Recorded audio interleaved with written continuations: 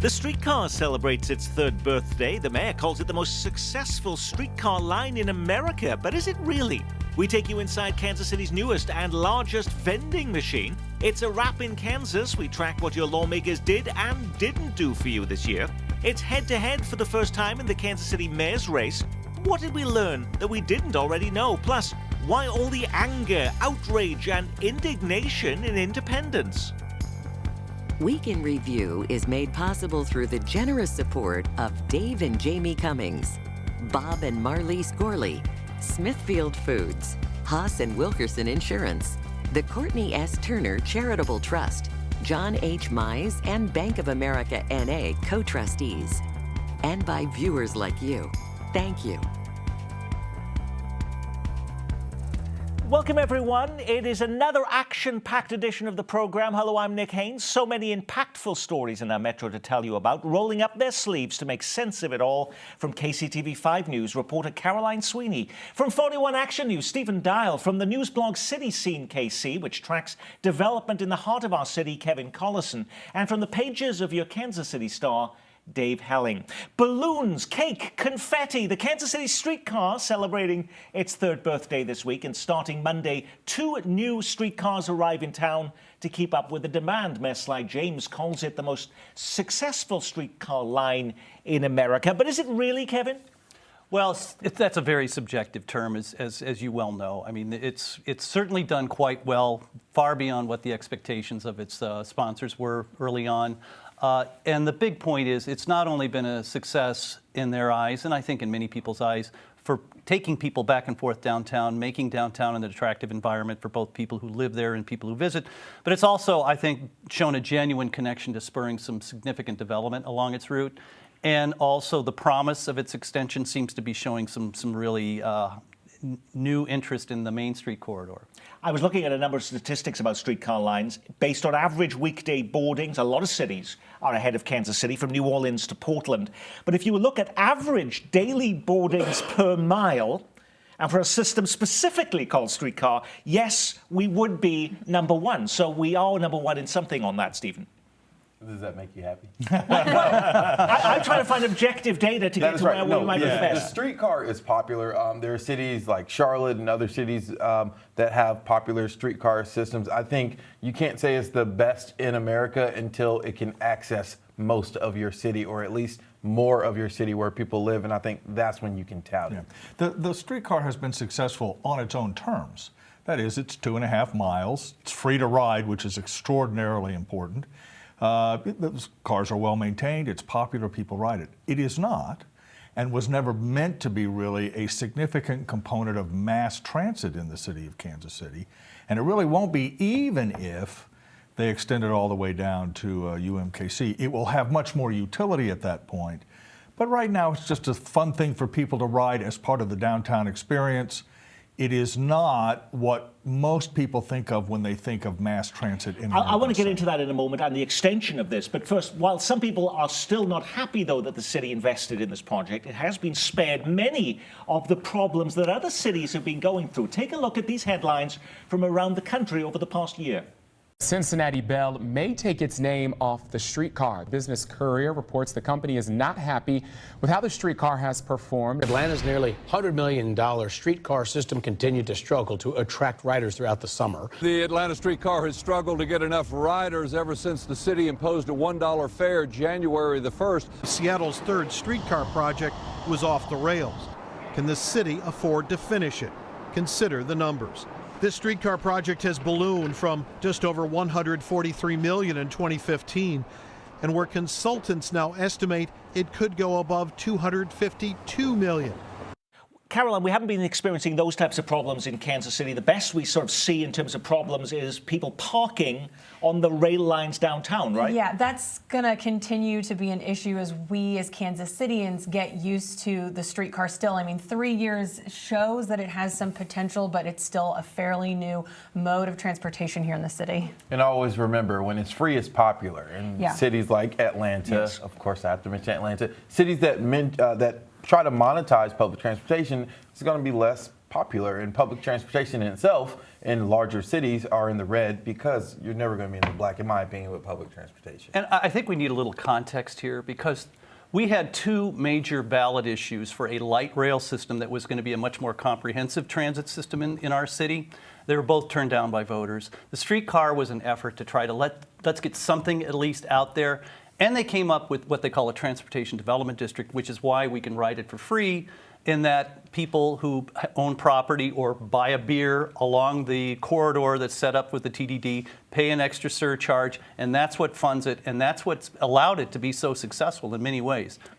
But it will be a more robust system. Voters last year did approve extending the streetcar down to the plaza and onto UMKC. What happened to that, and when would we expect construction to begin on that day? Well, the construction start is some time away. It depends on federal funding, which it does not have at this point. The attempt to get federal funding for this project will continue, although all mass transit programs are under increasing scrutiny based on the shortfall, frankly, of transportation revenue for highways and other things. So it's still problematic. It might happen. It's very expensive, streetcars. It's $100 million a mile to build this extension. That's a lot of money, and I think Kansas Cityans will judge the benefit of spending that money if and when it happens, but it hasn't happened yet. Well, actually, it's the price tag to extend it from downtown several miles to UMKC is about $350. They've got half the money already lined up because the voters in the TDD district approved the local taxing. They're seeking $150 million from Washington. They still need to do engineering studies. The earliest it could be rolling is 2024, from what I understand. It's a wrap. Kansas lawmakers have wrapped up their legislative session, though you get to decide how much meat there was in that sandwich. They wrapped up the normally 90-day session in close to 80 days. Did they quit early because they achieved so much, Caroline? Well, they got the big stuff done. They've passed a budget, which, is always something that we're looking for out of our lawmakers. And for the first time in a while, the school funding issue was wrapped up earlier in the year.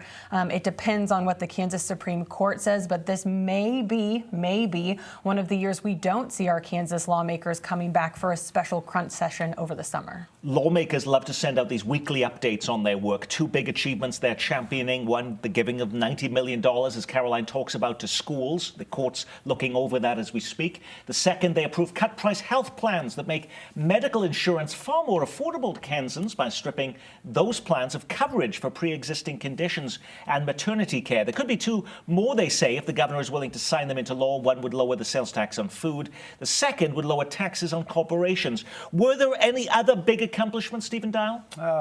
I think, and it sounds like the governor will sign it, HB 2244 is a bill that passed the House and the Senate. It would allow parents and caregivers to go to Colorado, bring back legally low THC oil to help children and people suffering from seizures and a lot of other things. It passed the House and Senate with the bipartisan support. It seems like Governor Kelly will sign that, but that could also open the door for a bigger conversation of medical marijuana in Kansas. Well, a lot of coverage has been focused on the hot button issues that died: Medicaid expansion, sports betting, medical marijuana. How does Laura Kelly come out of her first session? Did she score a passing grade or did she fail, Dave Helling? Well, she didn't fail. And more than a passing grade, I'd give her a B+, B, solid B. We'll see if she signs this tax cut bill, which we've recommended she veto, because but half of the money, about $120 million over 3 years, would go to corporate tax cuts. We don't think that's necessary. It's likely she'll veto that bill. She got school finance. She got close on Medicaid expansion. Best you could hope for when a Democrat is in the governor's mansion and Republicans have firm control of the legislature. A solid B. Well, and from a big picture point of view, at least the state of Kansas has moved out of the crisis zone it was in under the previous regime, and is dealing with some of its issues in a much more moderate, responsible way, which I think overall, whatever your party affiliation is, people are breathing a sigh of relief that we're no longer in an experiment for national positions. Well, Kevin and Dave kind of wrapped up what I was going to say about how Laura Kelly's first session has gone. But as we have to remember, this is her first session in her first term. So the windfall that I think Democrats were expecting to happen right after the election, I think that reality started to set in. And the actualities of legislating in a state where you've got divided leadership really came out to play. Can I just say very quickly, the way legislatures work is you work your way up through seniority to leadership positions, and that means the people leading the Kansas legislature now were elected back in the 90s, 2000s, 2010s. They've worked their way up to the leadership position, and their political philosophy is very much a Brownbackian thing. The new rank and file, the ones that are newest to the legislature, tend to be a bit more moderate, most of them anyway, and that's why you saw the clash between the leadership and the rank and file Republicans on things like Medicaid expansion and the budget this year. This week, voters got to see Jolie Justice and Quinton Lucas go head-to-head in the first mayoral debate. That took place over at the studios of KCTV5. They met again later in the week for a forum hosted by the Hispanic Chamber, Telemundo, Univision, and the KC Hispanic News. What did we learn that we didn't know before, Stephen Dial? Well, Jolie Justice wants a Department of Transportation. That was, I think, the most significant thing. I know we're going to talk about polling soon, but this whole race, especially since it got dwindled down to the final two, Quinton Lucas has been the candidate that has been saying different things, talking about expunging, minor marijuana convictions on a city level. Jolie Justice hasn't been saying different things that set her apart, in my opinion. I think this was her attempt to try to start saying, hey, I can have ideas and things to move us forward. Caroline, as that first debate took place at your station, Yes. What did you see there that you didn't expect to see? Or was there nothing new that we saw from these first encounters between these head-to-head? Well, I think what we're going to start seeing now, especially because we're just a little more than a month away from the election, is what Stephen was talking about. This one of them or both of them are going to start separating themselves from the pack. It's like, okay, we are the final two. Let us introduce ourselves. If we kind of got drowned out during the preliminaries, this or the primaries, this is who we are and this is what we stand for. But that big announcement by Jolie about that Department of Transportation, I think, is resonating more. I did speak with someone from the Quinton Lucas campaign yesterday, and they said that the first debate on KCTV5 is already having an impact. They are seeing people come out and say, because we heard you, solely you, and Jolie and Quinton's voices weren't drowned out by other people. I think you're going to start seeing that ripple effect of more interest. The next debate, by the way, the Kansas City Star is helping host. And when is that taking place, Dave? We have a debate, the first district debate Saturday, noon, Winnetonka High School, and then next Tuesday, the third district debate at the Bob Mohart Center on Linwood. That's at 7:30 at night.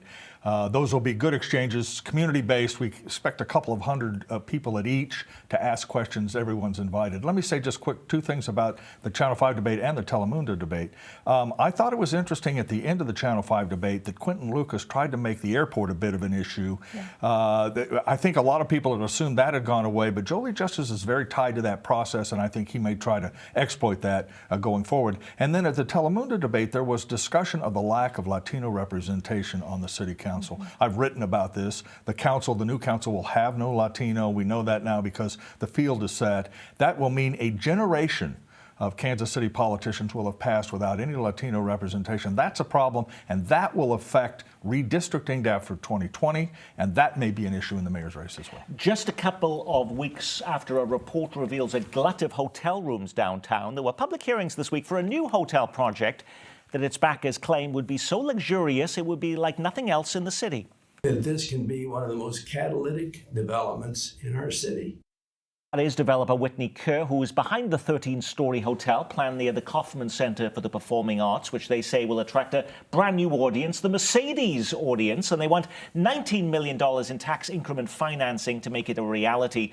While no decision has yet been made, why is this project even getting a hearing when we're told by our elected leaders that Kansas City needs to rein in incentives? And there's already studies saying there's an oversupply of hotel rooms. Kevin? Well, as the old expression goes, timing is everything, and I think the developers here have probably walked into one of the worst times to propose a ultra-luxury hotel. However, anybody can apply for tax incentives. I mean, it's not like there's a public policy issue that says we will not even listen to a development proposal come in.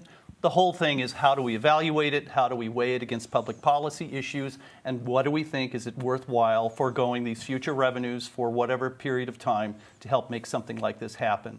But I got to tell you, again, yes, there's been recent reports. The new head of Visit KC has said we pretty much have hit a saturation point with all the projects coming online. The major argument the proponents of this have is that if we have a 5-star ultra-luxury hotel, we'll bring in a whole new layer of tourism. It's tough to say because it's right across the street from what most people think is a pretty luxurious convention hotel that Lowe's is developing.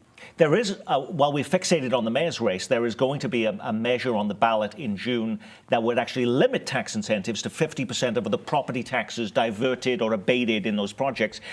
This would not meet that criteria, is that correct? Oh, no, by no means would it meet this. And if we want to talk about that ballot initiative right now, we can. If we want to hold that off till later in the conversation. But, most people in the development industry, and I think folks who don't have a dog in the hunt, agree that that kind of a cap on property tax incentives would be devastating to development, not only in downtown, which seems to be the whipping boy for this affordable housing issue, but if you really want to develop affordable housing, those are the kinds of tools that developers need to make these projects work. And that's been used heavily on Troost Avenue, which is actually building apartments that at least some percentage are affordable. I thought it was so out of control we needed to put these caps in place, Dave. Well, that argument will take place before question 1 goes to voters in June.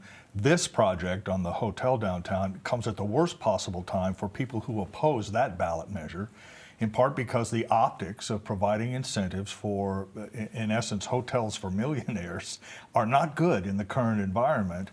And so it may make it more likely rather than less likely that might be approved. And it will make it an issue in the mayor's race, not just development, but this particular project going forward. Yeah, I think I am a little bit confused. I mean, like Kevin said, that anyone can apply for these incentives, and obviously developers can come in and say, hey, I have this idea. But I feel like we already have these Mercedes audience hotels, the Crossroads Hotel, the revamped Savoy, the Muehlebach, I wrote one down, the President. Like, I feel like we already have these hotels. And my question is, okay, so we have these hotels, we have a ramping up of conventions coming into town. But what is this Mercedes audience supposed to do once they get here? Yes, the opera is gorgeous and the symphony is stunning, but like, what else is supposed to happen to keep the Mercedes audience here? That's really my question. Kevin, do you have the answer to that? Those are great market questions. And but what was interesting at the TIF Commission meeting, which, as you pointed out, they ran into overtime and they couldn't make a decision. They just ran out of time. But, a lot of people seem to think that the development agencies just rubber stamp all this stuff. But I can tell you this, that during the testimony, the EDC staff, which is the Economic Development Corporation of Kansas City, gave this thing a very low ranking. The percentage of incentives they are seeking per the value of the project at 40% is twice as much as what people usually seek. I got a good feeling that this thing may be in trouble with the TIF Commission, and it still will go to the council, but with a negative recommendation which then requires a supermajority approval from the council, which, as Dave has pointed out, could be a pretty tough vote for anybody to make. Now, while tax breaks for developers is an issue that can cause citizen outrage, take a look at these scenes from Independence this week, where the outrage meter is heading off the charts. What on earth is happening that's causing so much angst, indignation, and an infuriated mayor?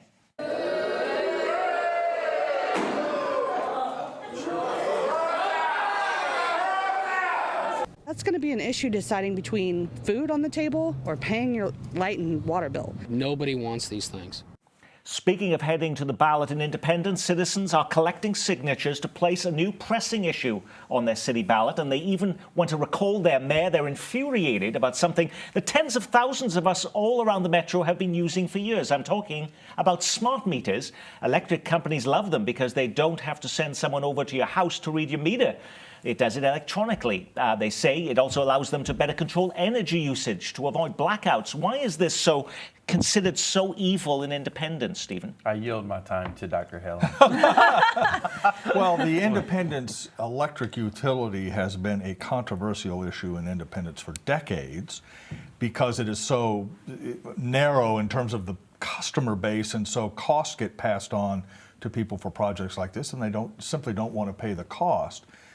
They have some of the highest utility bills in the entire metro in Independence. Smart meters have been used in Kansas City. They were a big part of the Green Impact Zone. You remember that project in central Kansas City as a tool to help people manage their use, but the people of Independence are quite upset about it. And, Nick, there are underlying pressure points in independence politics that lead to citizens being angry almost all the time in that community. Well, and correct me if I'm wrong, Dave, isn't it a city-owned utility? Yes. Which makes it really different from how all the rest of the folks in the metro buy It's their very similar to electricity. BPU, except BPU is kind of an independent thing in Kansas City, Kansas. This is a city-owned electric generating company, and it's a political issue. Yeah, yeah. There's been tons of speculation over the last several months that Chris Kobach would be joining the Trump administration in a senior job helping the president combat illegal immigration, while the focus has been on the former Kansas Secretary of State. It's a man from Missouri this week that's just been picked to lead the nation's immigration enforcement efforts. President Trump naming former Platte County Sheriff's Deputy and UMKC graduate Mark Morgan to become the new head of ICE, the country's immigration and customs enforcement agency. Who is Mark Morgan, and why is it that for all his powerful local connections, his name is largely unknown by people here? Well, I mean, some people know his name. Are you going to yield your time to Stephen Down? Okay. Trust me, I never yield time to this show, as I think regular viewers will. But in this case, I think he was picked because he said some nice things about the president, and above all so did Chris Kobach. Yes, Kobach, a much more difficult nominee to get through the confirmation process. It was just going to be very hard for Republicans to carry his name to the Senate. This seems to be less controversial. And again, he has been supportive of the president, and that seems to be the most important thing for the White House. Now, the issue of immigration became a headline this week in the Missouri legislature. To many people's surprise, lawmakers approve ending a ban on providing in-state tuition to the so-called Dreamers.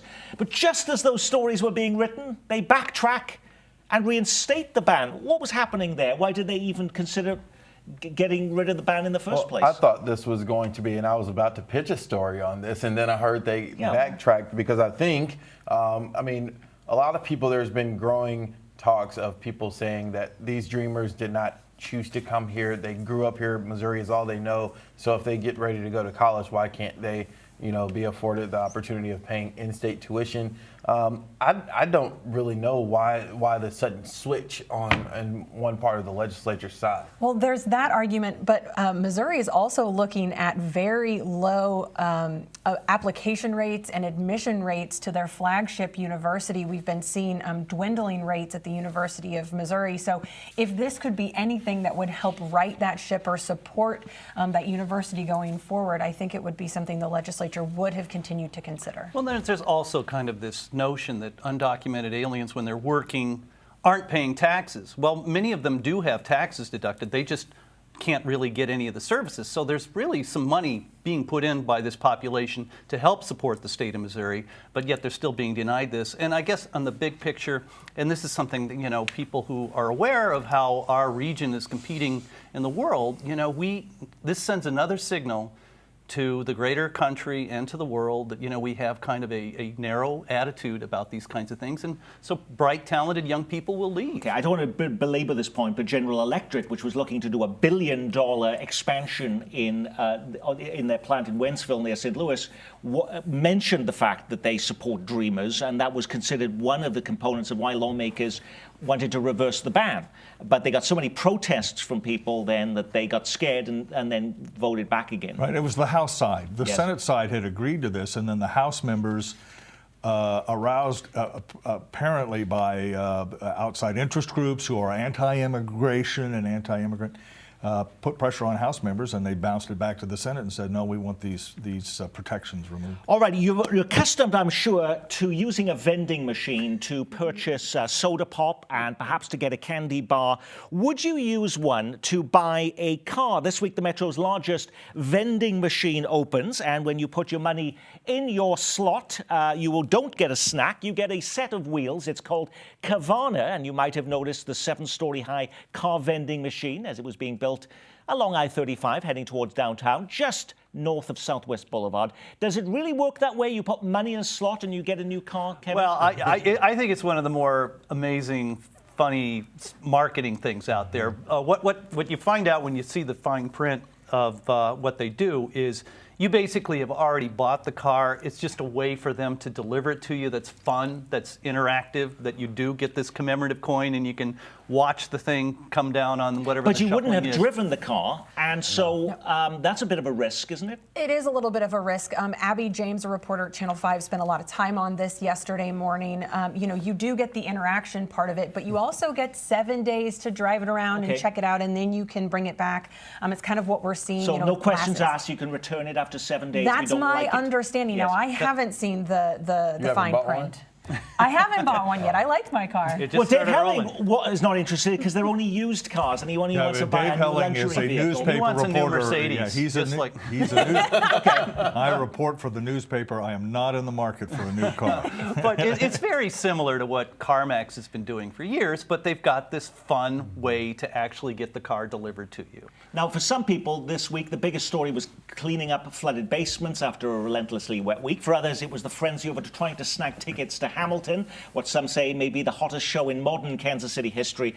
I was tickled, though, by a letter in the Kansas City Star from Suzanne, who is emphatic in saying, "This is not news. Getting tickets to see Hamilton is not a major news story. Most of your readers at the Star, myself included, couldn't care less." Suzanne, thank you. So what is it about the show that it's dwarfing all of the attention from all of the other major attractions and events that take place in our city? First of all, it is news. People are interested in it. It is an award-winning, popular musical coming to Kansas City, and it's not dwarfing other news. It isn't as if we're not covering other things in the community. And, you know, in the Star, and I know you guys probably had wonderful. Katie Bergen did a marvelous story. Just people, somebody who came from St. Louis because they couldn't get in on it there. It's just a fun story. And as Dave points out, I mean, this has been a global phenomena for 3 years, and now it's finally in So we're KC. allowed to have fun sometimes? Yes, we can have fun. And that is our Week in Review, ladies and gentlemen. Our thanks to this week's news reviewers from KCTV5, Caroline Sweeney and Kevin Collison of City Scene KC, from 41 Action News, Stephen Dial, and Dave Helling